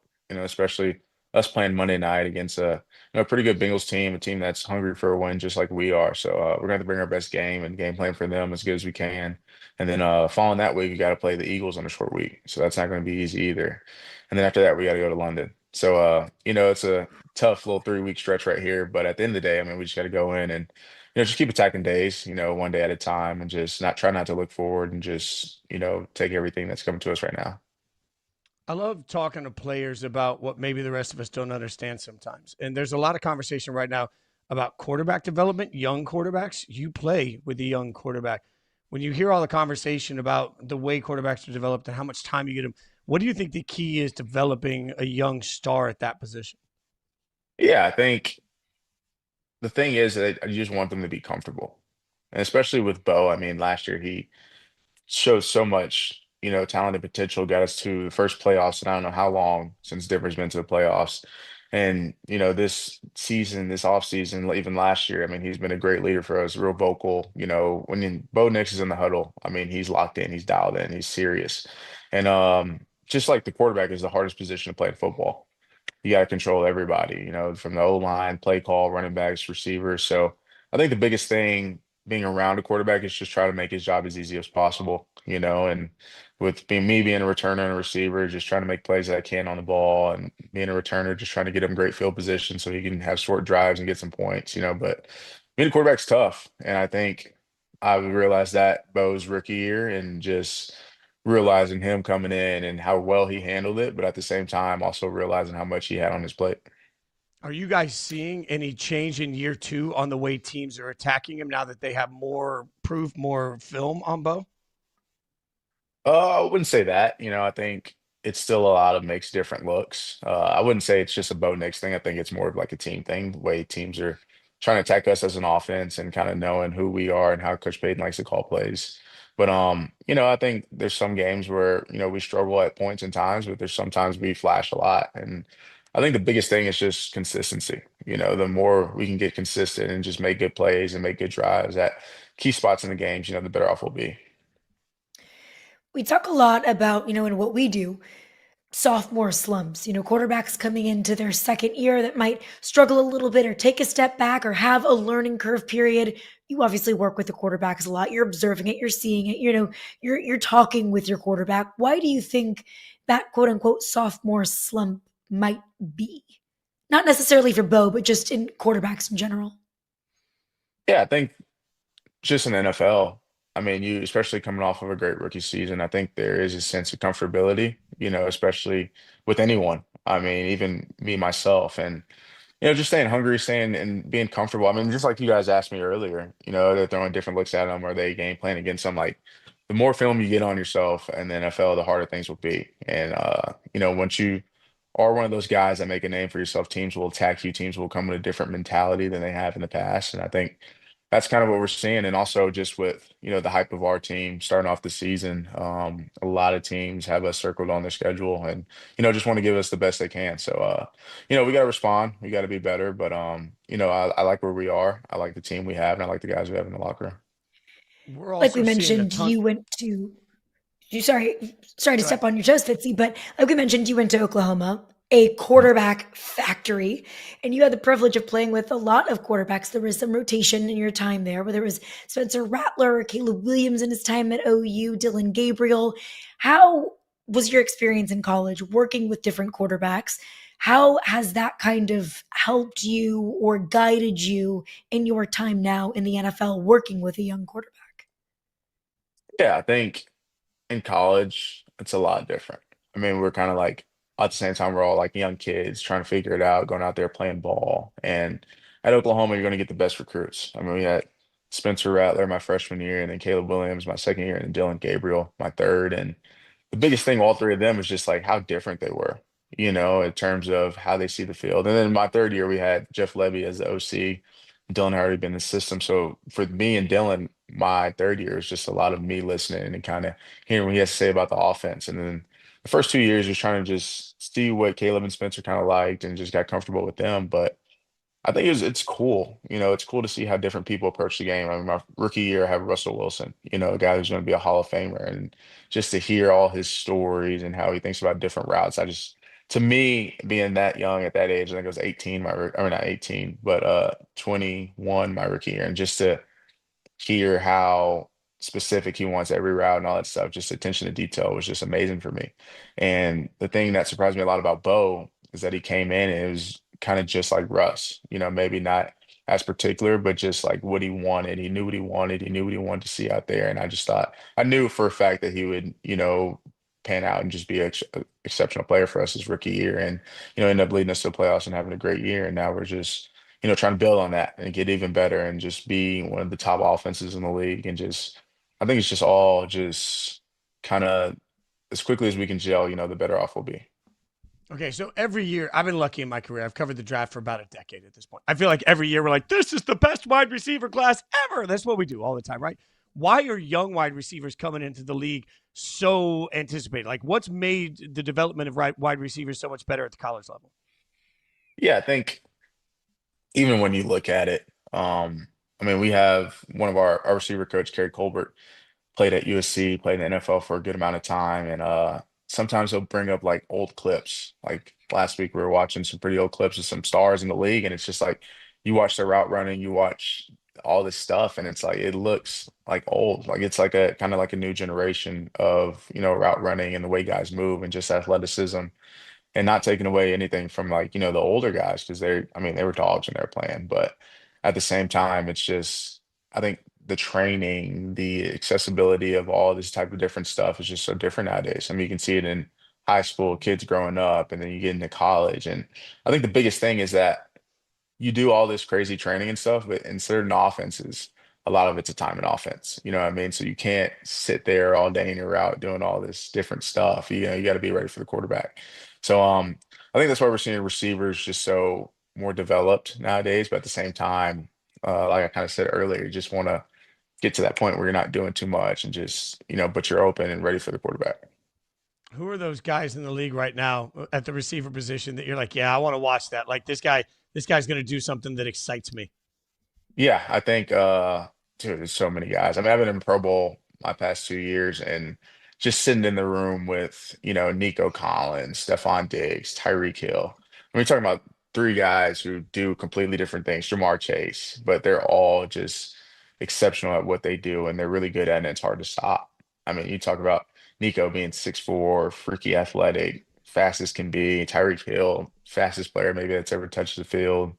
And it's just cool to see, even tight ends. I mean, this tight ends are now even more. I mean, you talk about receivers, but tight ends I think have even took more of a bigger step, being bigger bodies and moving the way they do. But yeah, I think, the way the NFL is, I mean, you watch so much tape, you watch so many teams who attack defenses and there's different receivers that you'll see flash on different plays just because of the play and the look they got. And it's just like everyone has untapped potential. You know what I mean? It's just kind of like what can they do with the opportunities they're given?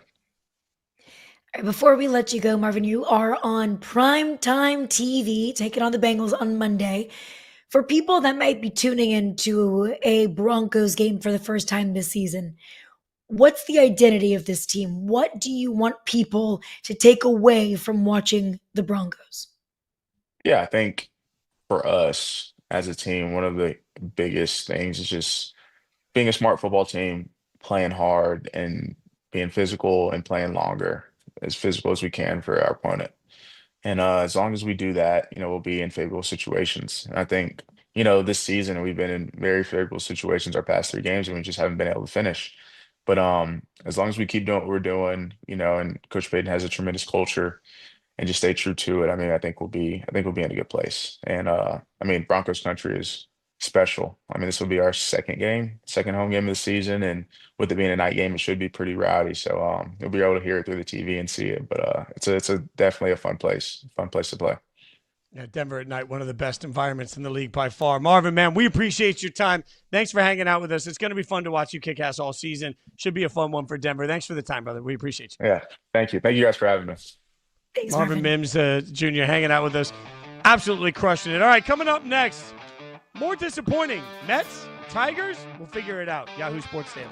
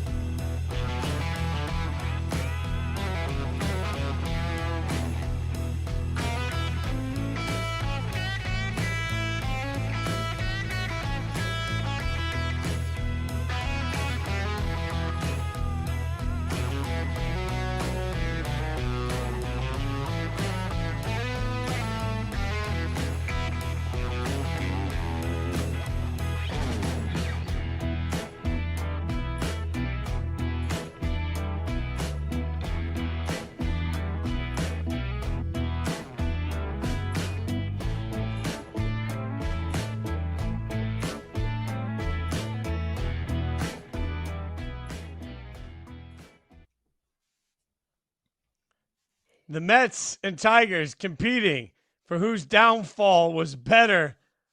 Oh, once in a lifetime match there. That is spectacular work. It's Yahoo Sports Daily. Caroline Fenton, Jason Fitz.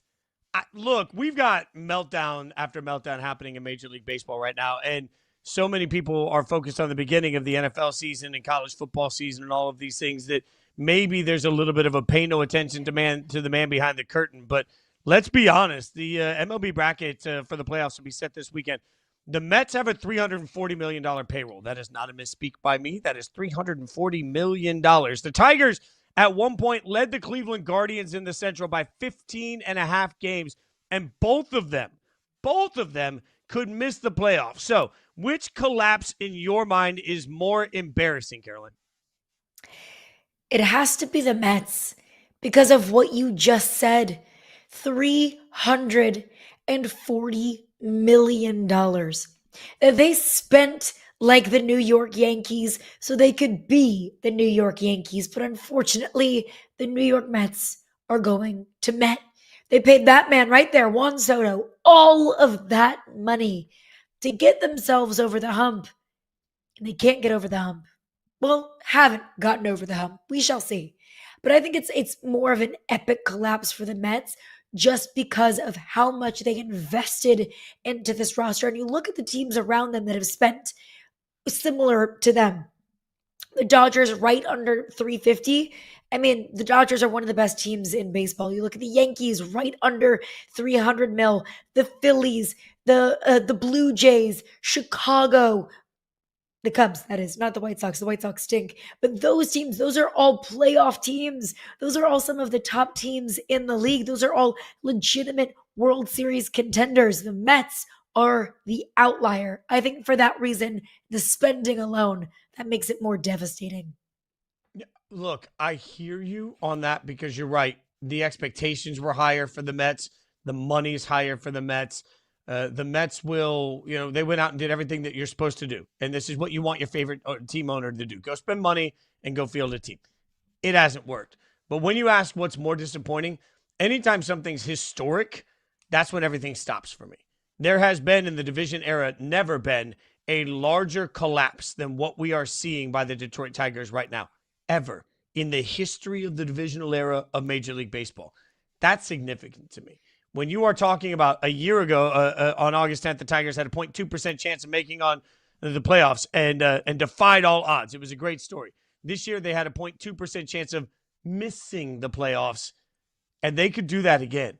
That is absolutely insane to me. And that's the sort of inexcusable filth you can't just wash off. Like we talk about Fran Brown at Syracuse saying winners get washed. No matter how long you have to sort of figure out what went wrong, the Tigers organization simply won't be able to rebound from this sort of epic collapse. It'll be stuck in your head forever. It'll be hanging over Tigers fans forever like a cloud. There's nothing you can do to walk away from the history of what's happening here. And that to me is the most staggering part. Now, it's not just on the Tigers. The Tigers had to collapse. The Guardians also had to get hot. I don't want to, waste too much time in this drama giving credit, but the Guardians had to be able to take advantage of the window of opportunity that was here. And as you see there, they 9-1 in their last 10. Part of this is that the Tigers have collapsed. Part of this is that the Guardians have gotten hot. But to think that 10 days ago, they were up 9.5 games on the Guardians, and now we're here going into a weekend where Detroit and Cleveland are about to play a series. We talk about Game 7 pressure. This is Game 7 pressure, being at home, playing in the Garden, Game 7 over and over and over again. The pressure mounting on the Tigers with every single at-bat will be real, and this epic collapse will be something that will be part of a trivia answer for history. In 20 years, you won't be at a trivia night in your local city being asked, how much money did the Mets spend? But you will be asked, what was the largest collapse in Major League Baseball history? And the answer could be the Tigers. Like, you don't ever wash that off. So I think it's far more disappointing for Detroit. So let's take the poly-positive side of this, though. Let's be sunshine and rainbows and roses and lilies all over here. Unicorns come prancing in, and we decide which team could actually figure this out. So, Caroline, which team could actually figure it out between the Mets and the Tigers? I think it is the Tigers. Just to oversimplify things, go Tigers. To oversimplify things, on ESPN.com, they have the baseball postseason tracker. The Tigers have an 83% chance of making the playoffs, even with this epic collapse. This was as of yesterday. They had an 83% chance of making the playoffs. The Mets, on the other hand, have a 25% chance of making the playoffs. So if we really want to oversimplify it, if we want to look into the models and the data and the numbers that have been crunched, the Tigers have an overwhelmingly larger chance of making, or better chance of making the postseason than the Mets do. The other thing is, too, I trust Detroit's bullpen much more than I trust the Mets. I trust Detroit's arms much more than I trust the Mets. When you have Tarek Skubal on one side and you have the Mets who have is anybody pitching for the Mets? Honestly, Fitz, if I took a flight to LaGuardia this afternoon, they might ask me, hey, are you a righty or a lefty? Because we could use you on the mound. Suit up, Caroline. What size pants are you? Because we're going to get you fitted for a Mets uniform. The Mets have no arms. And I know that we are down to the home stretch of the season, but the home stretch of the season is so incredibly important. Every single game, every single inning matters. So I trust the Tigers more, not just statistically, but with the arms that they have available versus the lack of arms that the Mets have available. I have to go the Tigers. You know what? The way you laid that out, you're probably right. And the Tigers control a lot more of their own destiny. As I mentioned, they've got the series over the course of the weekend. But for all of the injuries, let's remember that at one point, and again, it's an injury riddled. Like we could have the buts for a million days on the Mets and where it went wrong. But I think it was June 12th. As of June 12th this year, the Mets had the best record in baseball. Like the Mets are certainly capable. And so to me, I look at it and I'm saying, okay, you got all this star power. You do have a bunch of money spent. You do have capable players. Like I could buy into the Mets. It's just harder for the Mets as you talk it through because the Mets don't really control their own destiny. They now need help. So I want the Mets to try and figure it out. But, man, they need help. Like anytime you're sitting here and you're looking at it and saying, well, if I'm scoreboard watching what Cincinnati does, I don't feel great about any of this. So I think that's the other part of it is what does this look like? Because if we're talking about the Tigers and the Mets and their collapse, I want to believe if either of them can survive, Carolina, if somehow, some way, either of them can survive, maybe we get to a situation where the sort of the monkey off the back, they play with the different level of likeness, and then all of a sudden in the playoffs they can do something. But, damn, you see it there. 3 games at the Cubs, 3 games at the Marlins versus the Reds, 3 games at home against Pirates and then the Brewers. So, man, I feel like the Mets have the talent to get this done, and I trust talent that's been paid for a reason. There are people that have seen a lot of baseball that played at a high level for the Mets. I want to believe in the Mets, but realistically, I'm not sure I believe in either of these teams now. And when you are in this sort of a slump, I just don't know how you find a slump buster. I think playing teams that have already clinched a postseason spot is advantageous. Because just for example, the Mets have 3 games coming up against the Cubs. The Cubs have already clinched. If I'm the Cubs, I'm just resting everybody. What is, exacerbating my roster going to do against the Mets? What is that going to do for me in the postseason? The Cubs have much higher expectations and much larger and loftier goals coming up. Detroit, on the other hand, don't look now, but they have a 3-game series at Cleveland coming up, game 1 tonight. Like that is must-see television. I will be glued to my TV, WNBA postseason on one TV, and the Tigers and the Cleveland Guardians on another TV, and I'll just be eating my popcorn because that feels like what is the series of the series of the season. Is that dramatic? But it's the series of the season for those 2 teams. It has become a new standard in Major League Baseball. Earlier I mentioned the marathon. And I think the marathon is part of what, in a moment of fairness, makes sometimes covering baseball, hockey, and basketball tedious for some people. Because how do you find value in a July baseball game? That's a real question, and I don't always know the answer to it. I worked for the flagship radio station, as did you, for the Nashville Predators. And I used to argue, how do you find value in a third-line defensive pairing in December when there may not be any? the interesting thing is that for the last several years, it feels like we have come down to the wire of the last week of Major League Baseball. We've needed extra regular season baseball to try and figure out who's headed to the playoffs. For all of the marathon conversation and for all of the time that we spend saying, it doesn't really matter. It's just a game in July. It all matters now. You've got 6 days remaining in the regular season, and you've got playoff races that are absolutely coming down to the wire for teams that thought they were in it. It's just a reminder that one of the weirdest parts of Major League Baseball is that it doesn't matter until it matters, and then it matters immensely, and you better be ready for that pressure. You're right. All eyes are going to be glued to this series. I finally resorted to the 2 TV setup instead of the split screen. So, we'll have the 2 TV setup rolling tonight. It's a game changer. It really is. It's not aesthetically pleasing. It's not great for my feng shui in the living room, but it is much better for my my viewing pleasure. I finally found a stand that sort of meshes it. Doesn't look as I don't know, it just feels a little bachelor patty to me at times where I'm like, it feels like I'm in a fraternity house. I get it. I know, but it is what it is. Yeah, you are not wrong. We'll keep you updated on what happens in all of this action because obviously it is going to come down to the wire and we will be wildly excited for it. But we're also wildly excited to, shame some people. It is time to ask some serious questions about some people's actions. Walk of shame coming up next. Yahoo Sports Daily.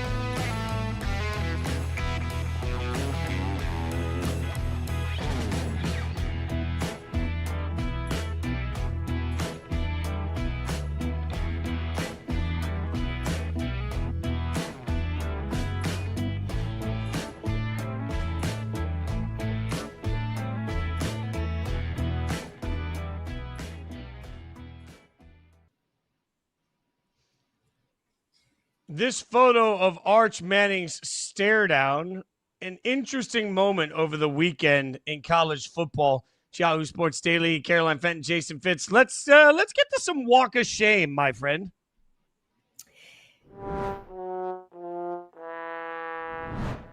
This is where we like to call out some people or leagues or anything that it doesn't make a lot of sense. Arch, what do you think? Standing overs? What? Give me your thoughts. Walk of shame to Arch Manning. What are we doing, dude? You're playing Sam Houston. Sam Houston might be one of the worst, if not the worst teams in all of college football. You are Texas. Your last name is Manning. Your team invested $30 to $40 million, reportedly, into your team this year. You are Texas. You are Texas football, probably the biggest brand in all of collegiate sports. And that's what you're doing? You're standing over and, big whatting a Sam Houston State player? That's what we're resorting ourselves to? This feels like, Fitz, whenever I get a comment from some, imbecile in his mother's basement calling me ugly as he has, crumbs on his big fat belly, it's like, oh, do you feel better about yourself for doing that? You feel better about yourself for calling me out on the internet? Arch, do you feel better about yourself for doing that? Do you feel better about yourself for shoving your coaches on the sideline and throwing your helmet? You feel better about yourself? You're Texas. You are the biggest brand in all of college sports. You are the biggest of the big. Sam Houston, no disrespect to Sam Houston, is the smallest of the small. And you feel the need to do that. If this was Alabama, if this was Georgia, heck, if this was my team, LSU, I would have no problem with Arch kind of doing that and whatting him. But this kind of behavior against Sam Houston, look, I understand that Arch Manning is under an insurmountable amount of pressure.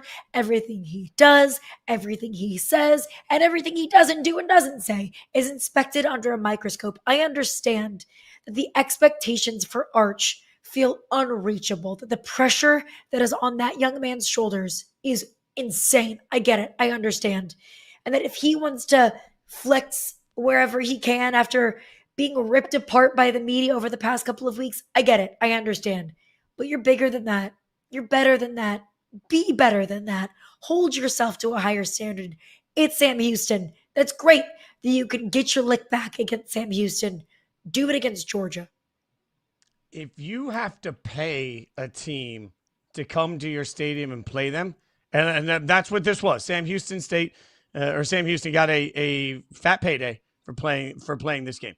If you have to pay him, you don't get to trash talk. And you said smartly, if this is Georgia, if this was LSU, let's take it another level.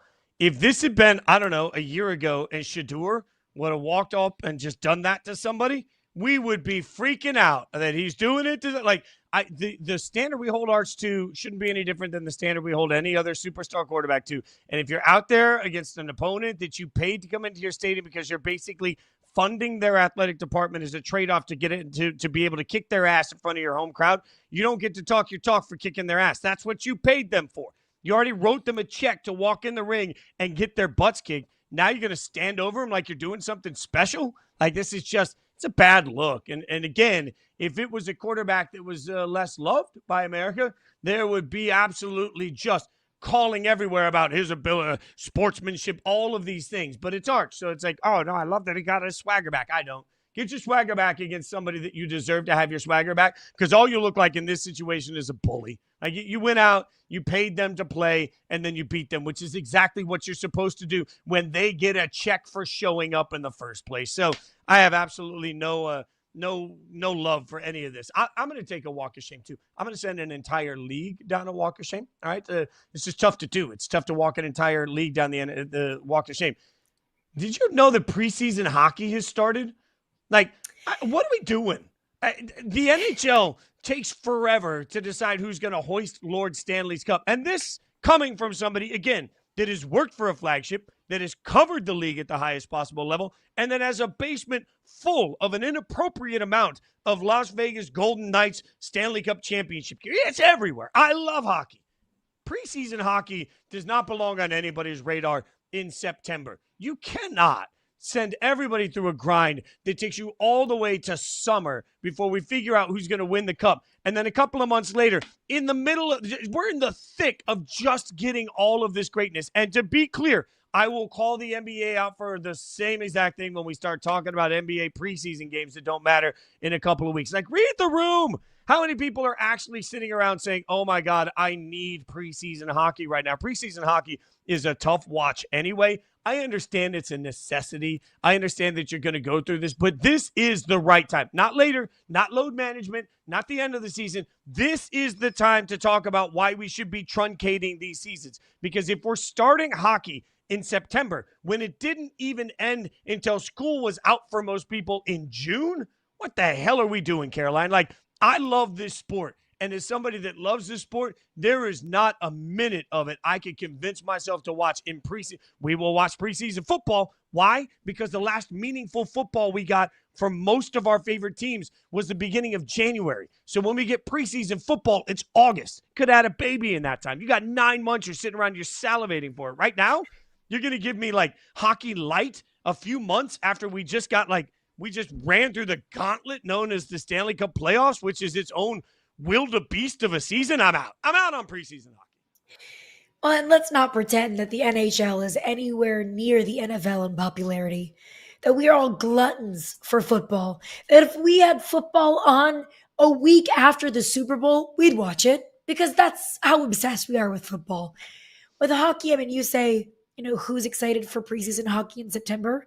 Who's ever excited for preseason hockey ever at any point in the season? Don't want to yuck anyone's hockey yum, but let's be honest here.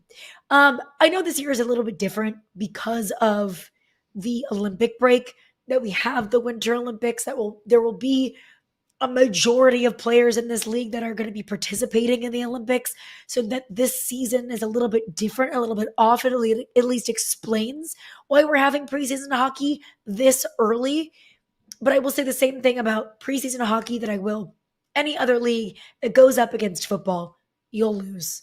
You'll lose to the NFL. You'll lose to college football. I don't care if you're Major League Baseball, WNBA, NHL, racing, cornhole, whatever it is. If you go up against football, you'll lose.